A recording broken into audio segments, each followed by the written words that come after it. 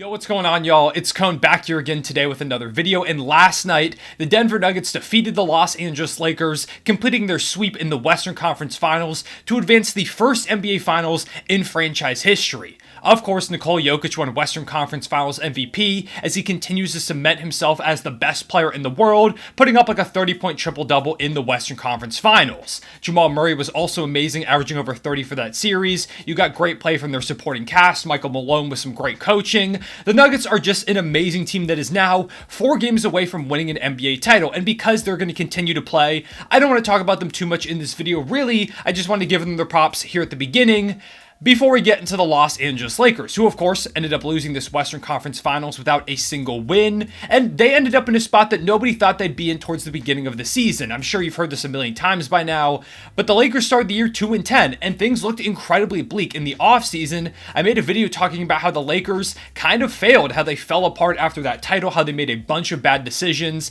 how Rob Pelinka was just not a good general manager in my mind, and how the Lakers really had kind of shut themselves away from seemingly competing whatsoever for a title in the next few years, which is disastrous when you have LeBron James towards the end of his career and Anthony Davis, who is still amazing right now, and he just had one of his best seasons in a very long time, but he's pretty injury prone, so we don't know how long he's going to continue to be one of the top 10 players in the world. And for a while, it looked like everything that I said in that video was exactly right. Now, throughout the season, the Lakers got better, and by the trade deadline is really when they turned things around. They made a bunch of moves that helped them compete and get the 7 seed in the regular season. They made it through the play-in tournament, beat the Grizzlies, beat the reigning champion Golden State Warriors, but eventually just faced too powerful of a foe in the Denver Nuggets, who are just a far better team. They've got the best player in the series in Jokic. Of course, Jamal Murray was cooking them as well. They just didn't have an answer, but I do think the Lakers set themselves up well going forward. They're in a much better position in this offseason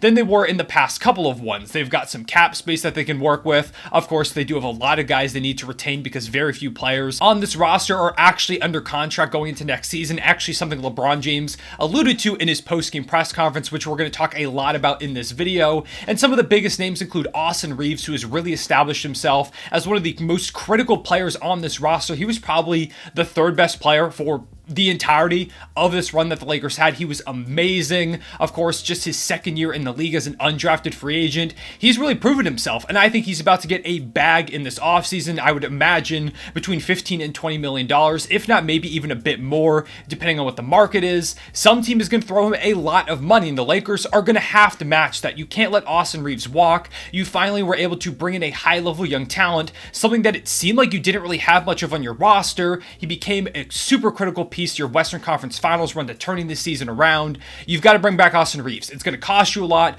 but you have to do it. You can't let a guy like him who's young and has plenty of time still to help you compete now and in the future, you can't let him go. So I expect them to bring back Austin Reeves. He's restricted, so any team can offer him a contract, but the Lakers have the final say so, and I do think they'll end up bringing Austin back. They've also got names like D'Angelo Russell, who, if we're looking at a graph where Austin Reeves, was trending up throughout the playoffs in terms of money that he was making, D'Lo was trending the exact opposite way. I think D'Lo is not going to get much money this offseason. He's going to have a market, and I think he'll probably end up signing with a different team. I don't know if the Lakers end up bringing him back. We will see if he's willing to take some kind of discount, because he just has continuously shown that he's inconsistent, that in the playoffs, he really doesn't work. I mean, he got benched in game 4, so I just don't know if he's a long-term fit at the point guard position for the Lakers, so we'll see if they end up bringing him back. If I had to guess, I think he's probably somewhere else next season. They've also got to think about a few more key guys like Rui Hachimura, who was fantastic in the playoffs. He ended up starting in the game 4 as opposed to D'Angelo Russell. He shot like Klay Thompson for the Grizzlies series. He had some big bench performances.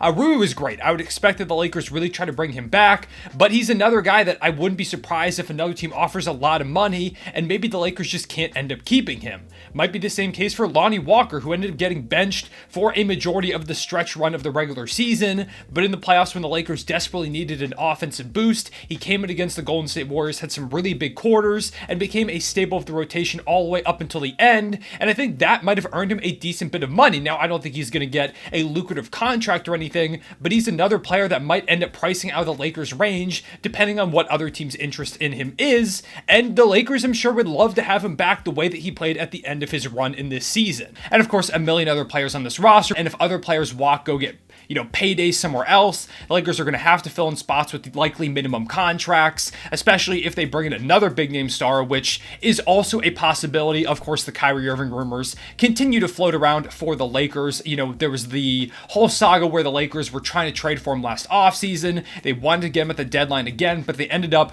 staying pat, going instead with role players rather than prioritizing stars, which I thought was a pretty good move, and I do still think that's a good move going forward. Although heading into the playoffs, my original thought was, re-sign D'Angelo Russell and everybody and just run this team back. But it's pretty clear that there are some flaws in this roster that they're going to have to fix. I don't know if Kyrie Irving or a star point guard like that is the solution to those when you're going to have a million, minimum contract vets on your roster surrounding them. And we've seen, from the Russell Westbrook, LeBron James, Anthony Davis Big Three saga, that it doesn't really work when you have a bunch of highly talented players and really no help around them. You've got to have solid role players. So the Lakers are basically going to have to find that balance throughout the offseason. They've got to decide, do we add a third star and sacrifice a lot of our depth, which was a big reason why we turned our season around, or do we, keep that depth, have LeBron James and Anthony Davis as our two main stars, even though, LeBron's getting older, he can't shoulder the offensive load that he has forever. Anthony Davis is injury prone, and he was a bit inconsistent offensively in these playoffs, even though the defense was amazing. So maybe you do need a third star to, take a bit of the burden off of those guys. So that's kind of the big narrative going into this offseason, or at least that's what I thought the narrative was going to be. And honestly, everything that I said there was going to be pretty much my video for the Lakers. I was going to talk about how they had to bring in a good supporting cast around LeBron and AD, but as long as they have LeBron James and Anthony Davis, I still think they'll be pretty good if they retain some solid supporting pieces. And Anthony Davis is going to be here. He's under contract for a while, but completely out of the blue. After the game last night, LeBron James was, doing his post-game press conference, and he was asked a lot of questions about next season. Who's going to be on the roster? Do you think you all need to make a move for another star? Like, who do you think is going to be back? What changes do you think that need to be made? Or just in general, do you think changes need to be made? Do you think you can win with this roster? A lot of things like that. And LeBron James was kind of brushing them off. He was like, I haven't even really thought about next season yet. This, that. Typical stuff that you hear from players in their post-game press conferences. They're really never going to say, we got to trade this guy and that guy, go out and get this star. They're never going to do that in a post-game press conference, especially after getting swept. And then we got to one in particular that really kind of set the internet on fire, at least for a little bit before it completely caught flames later. But LeBron James was asked about, his future. I think it was Chris Haynes actually who ended up asking the question, and he dropped the bomb later that sent everything ablaze. But Chris Haynes asked him, kind of about his time in the NBA so far, going into his 21st season next year. What was it like playing in this season? What did it mean to him? And, what is his outlook going forward? And LeBron said kind of something along the lines of, I've got to kind of take some time to think about my future with basketball. And later, Chris Haynes drops the bomb in the timeline that LeBron James is considering retirement. Following that, we also got a tweet that was retweeted by Woj from Dave McMenamin, where he asked LeBron James to clarify a little bit, and he's like, are you talking about potentially stepping away from basketball? And he said, yeah, I'm kind of considering it. Apparently, he's not as committed to playing with Bronny James. He said that's ultimately his goal, but he's not sure if it's Bronny's anymore. He's got to reevaluate some things going to this offseason. It was a bombshell because it still feels like LeBron James is never going to retire. I mean, he's still arguably a top 10, 15 player in this league. He's amazing. He's an all-NBA caliber guy. He just put up 40 points in the final game of this series. Like, he was by far the best Laker on the court tonight. He was incredible, and yet it might all be over. Now, if you ask my opinion on it, I don't think he's going to end up retiring. I would be shocked if LeBron calls it quits right now. I think he's going to do the whole farewell tour thing. I think he does want to play with Bronny. So that's kind of what I've been expecting, is that he'll play a few more seasons, play at least 1 year with Bronny, and then, we'll see after that. But I do think that still is what ends up happening, or at least that's kind of what my thought process is. But at the same time, this feels somewhat legitimate that he actually is considering retirement. Now, there's, of course, a billion conspiracy theories out there on the timeline. People saying that he's doing this for his documentary that he's filming. There's a theory floating out there that maybe LeBron James takes a year off next season, tries to get his body right, because that was something else that he really went into in his post-game press conference. He talked about how he felt bad that he wasn't there for his teammates, and that's, of course, always his priority. So maybe he takes a year off after dealing with a bunch of injuries, and he comes back next season to play alongside Bronny, wherever Bronny ends up. He retires unofficially for a season from the Los Angeles Lakers, and he ends up making his return. Kind of similar to Michael Jordan. It just seems like the best basketball players of all time like to do stuff like that, so maybe LeBron James ends up going with a route like that.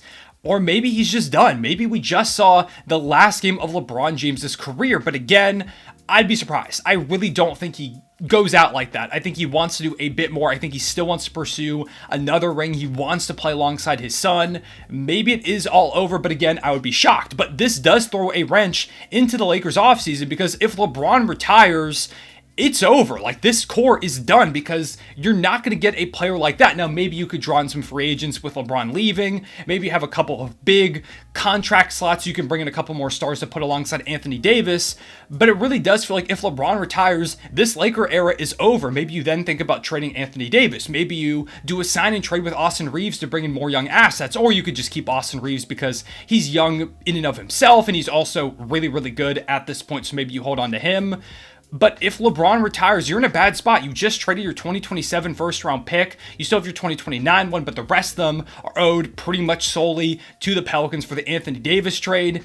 It would all be over after a crazy turnaround where things felt pretty good going into this offseason for the Lakers, way better than it's felt in years. It would probably be all over in a flash. Now again, one more time, I do not think LeBron ends up retiring. If he does, you will see a very sad video from me on this channel, because I don't know an NBA without LeBron James. I was born in the year 2000. I'm 23 years old. So he came into the league when I was 3, but of course I don't remember that. So all my time watching basketball, it's been LeBron James at the top or very close to it. So to see a league without him, it would be crazy. He's one of my favorite players of all time. It would be a crazy moment, really, if LeBron James ends up walking away. I just can't see it happening. I really just can't even imagine what the league would look like if LeBron doesn't end up playing.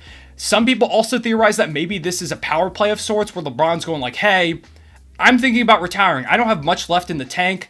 I'm at the end of my career, putting some pressure on the front office to be like, I need y'all to go ahead and make the right moves. We have to do whatever is necessary to compete for a championship next year. Maybe this is a power play from him saying that, hey, I'll just straight up retire for a season. And maybe he does end up doing, the year off, go play with Bronny thing. But it leaves the Lakers high and dry. So maybe he's saying, guys, I need us to get this together. We have to go ahead. Maybe he wants to bring in Kyrie Irving. There's always been rumors that LeBron James really likes having like a big three. He likes having those stars around him. I saw some report on the timeline today, I can't remember who was from, that LeBron is a big advocate of bringing in Kyrie Irving, which is not surprising from their time in Cleveland. They won a title together. They made multiple NBA finals. It's not surprising that he wants a guy like Kyrie. He can't carry the offensive load very much anymore. I mean, we saw him drop 40 last night, but he was so visibly exhausted. Like, he was attacking downhill relentlessly in the first half, and in the second half, he just stopped doing it because he looked gassed. So yeah, the Lakers suddenly went from an interesting but very optimistic offseason to one that's full of way more question marks than they were asking for, and could see the retirement of maybe the greatest player to ever play the game leaving their roster after they just made the Western Conference Finals, completing a massive turnaround. It's a very turbulent time to be a Lakers fan, I'm sure. I'm really curious to see what they do in this offseason, what LeBron James decides, what pieces do they put around LeBron and AD if he does end up deciding to continue to play for the Lakers this upcoming season. I also saw some people talk about that maybe that foot injury that LeBron is dealing with is way more serious than we realize, and someone told him that, hey, it's going to take like a year to truly rehab, so maybe LeBron's like, I don't want to have to go through this. I don't want to, sit out all of next season not playing basketball, so maybe I should just retire and call it quits. We'll see. Maybe something comes out about that soon. I'm recording this literally the day that the Lakers ended up getting eliminated, so if there's some new information that comes out tomorrow or the day after or within the next few weeks, I'm sure this video will probably also get some views later if LeBron James does retire or if he decides to announce that he's coming back, if the Lakers make some big move. Just remember that I'm making this the day after they got eliminated, so I don't have any of that information yet. With all that being said, I appreciate y'all watching. Make sure to leave a like and subscribe if you enjoyed, and hit the notification bell so you don't miss out on any of these videos.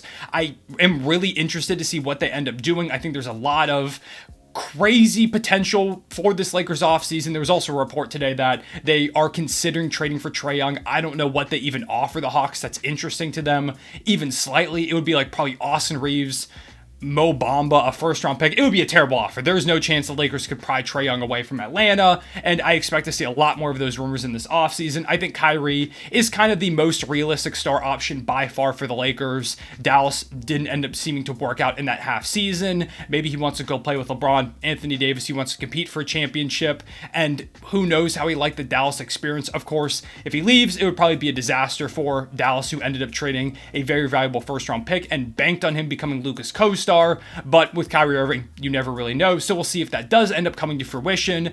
But for right now, again, I appreciate you watching. Please make sure to leave a like and subscribe if you enjoyed, and hit the notification bell so you don't miss out on any of these videos. I'll see y'all later. Real one, say it back.